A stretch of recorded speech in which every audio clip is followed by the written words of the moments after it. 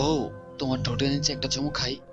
ওই যে তোমার ঠোঁটের নিচে হট তিলটা না, ওইটা আমায় তোমার দিকে নেশার মতো টানছে। তিল আবার হট হয়? ফারাজ, তুমি কিন্তু দিন দিন দারুণ অসভ্য হয়ে যাচ্ছ। তনুর কথায় হেসে ফেলল ফারাজ। পরপর দুষ্টু হেসে ফিসফিস করে শুধালো, আমি যদি অসভ্য না হয়ে সভ্য হতাম, তবে তুমি কি আজ মা হতে পারতে বউ? ফারাজের কথায় এবার হেসে ফেলল তনু। ফারাজ সেই হাসির দিকে মায়া ভরা দৃষ্টিতে তাকিয়ে রইল। পেটে বাবু আসার পর থেকে তনুকে আগের চেয়েও আকর্ষণীয় লাগছে। কি এক অদ্ভুত সুন্দর! ফারাজের সারাক্ষণ বউয়ের দিকে তাকিয়ে থাকতে ইচ্ছে করে, ছুতে ইচ্ছে করে।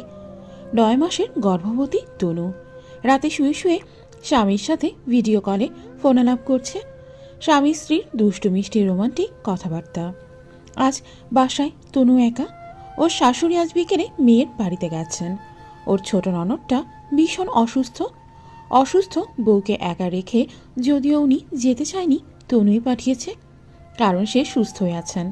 শাশুড়ি একটা রাত না থাকলেও নিজেকে সামনে নিতে পারবেন। সেই সুযোগে বউয়ের সাথে আজ দুষ্টুমিতে মেতেছে ফারাজ একজন প্রবাসী। তনু আর ওর শাশুড়ি মিলেই ওদের পরিবার। এই ছোট পরিবারটাকে বড় করতে এবার আরও একজন নতুন মেহমান আসতে চলেছে ওদের ঘরে। এই মেহমান ওদের বড় সাধনার ফল। তনু ও ফারাজের 10 বছরের দাম্পত্য জীবনে ওরা ছিল নিঃসন্তান। এ নিয়ে দুজন কত হতাশায় বিষাদের দিন পার করেছে। অবশেষে 10টা বছর পর সৃষ্টিকর্তা ওদের সুখবর দিয়েছেন। অনাগত সন্তানের আগমনের কারণে ওরা দুজন যেন আবার বাঁচার প্রাণ ফিরে পেয়েছে। ফারাজ দূর থেকে যতটুকু সম্ভব বউয়ের খেয়াল রাখে। অনাগত সন্তানের ভবিষ্যৎ নিয়েও এখনই ভাবে কিভাবে বাবুকে ভালো রাখা যায়, তনুর কি কি দরকার, এ নিয়েও তাদের হাজারখানেক প্ল্যান। এতক্ষণ স্বামীর সঙ্গে হাসছিল তনু। হঠাৎ করেই মেয়েটা আহ করে মৃদু সব আর্তনাদ করে ওঠে। ফারাজ ব্যাকুল হয়ে উঠল। কি হয়েছে অনু, কি হয়েছে? বাবু কিক মেরেছে। খুব দুষ্টু হবে আমাদের বাচ্চাটা। ব্যথা লাগছে জান? বেশি ব্যথা? বেশি কষ্ট হচ্ছে তোমার? স্বামীর ব্যাকুল কণ্ঠস্বর শুনে মৃদু হাসল তনু।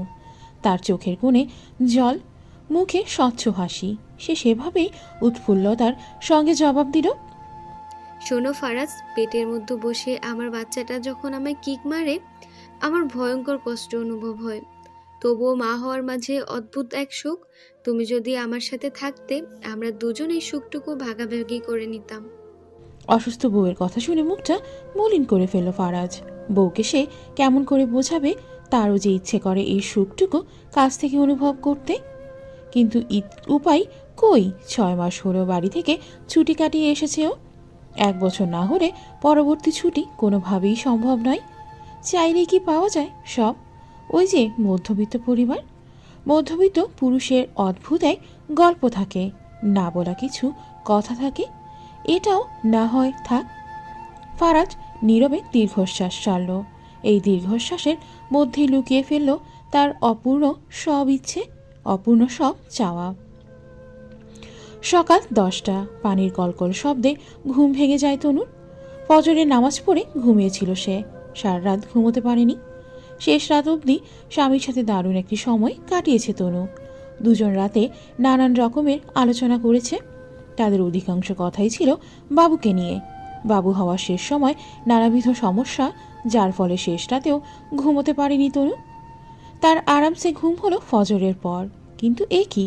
ঘুম ভাঙতেই আতঙ্কে জড়সড় হয়ে উঠল তনু। বাইরে ঝুম বৃষ্টি, ঘরের ভেতরে পানি, বাইরে পানি, চারপাশে কেবল পানি আর পানি। একতলা দালান ঘর ওদের। কই, যখন ঘুমিয়েছে ও তখনও তো পানি ছিল না। আচ্ছা, হঠাৎ এত পানি আসলো কোথা থেকে? কোথায় যাবে তনু? বাড়িঘর তো সব ডুবে যাচ্ছে। বৃষ্টির পানির মধ্যে সে কেবল একা দাঁড়িয়ে। তনুকে সাহায্য করার মতো চারপাশে কেউ নেই। কে বাঁচাবে তনুকে? কে বাঁচাবে তনুর অনাগত সন্তানটাকে? সবাই যে আজ চরম বিপদের মধ্যে দাঁড়িয়ে। ওপাশের হাসুর বাপ পানিতে ডুবে মারা গেছে। পাশের বাসার মোতালেবের ঘরটা ভেঙে গেছে।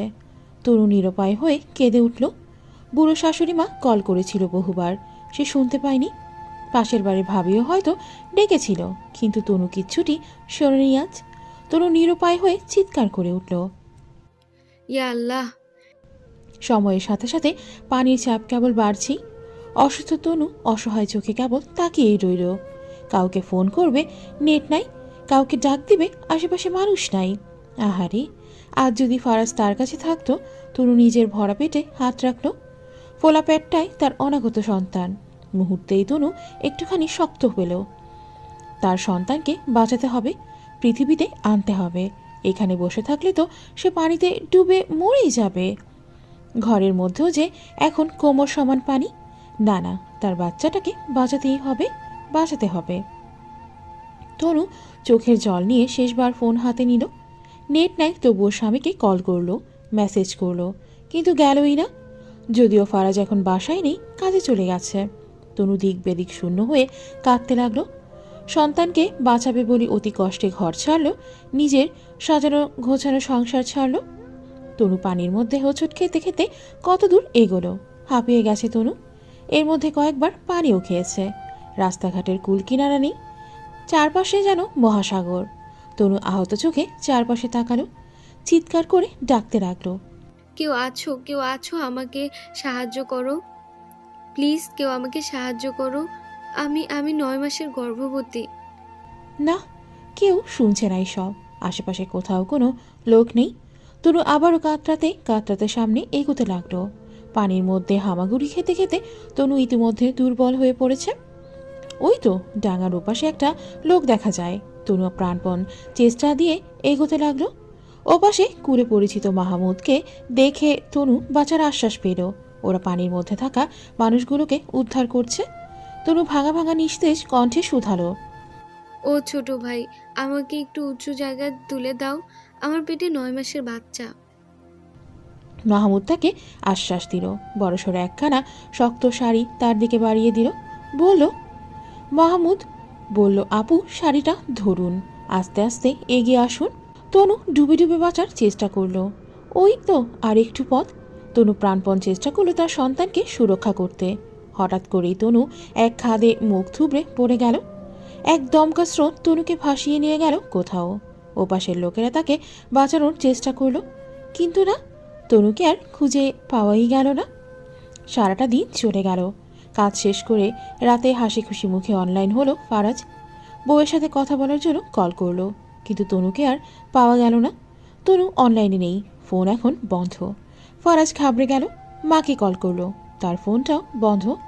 ফারাজ খুঁজে খুঁজে কাছাকাছি আত্মীয়দের কল করলো, সবাই যেন আজ নেটওয়ার্কের বাইরে। ফারাজ হতাশ হয়ে ফেসবুক ওপেন করলো। হঠাৎ করে মিডিয়ায় দেখতে পেল বাংলার দক্ষিণ পূর্বাঞ্চল ডুবে গিয়েছে। লক্ষ মানুষের হাহাকার। কেউ ঘর হারিয়েছে, কেউ স্বজন হারিয়েছে। ফারাজের বুকের মধ্যে বড়সড় ধাক্কা খেল, ঘাম ছুটল। ওপাশেই তো তার একমাত্র ভিটে মাটি। সেখানে রয়েছে তার মা, বউ আর অনাগত সন্তান। আচ্ছা, ওদের কিছু হলো না তো? আচ্ছা, ওরা ঠিক আছে তো? বেঁচে আছে তো?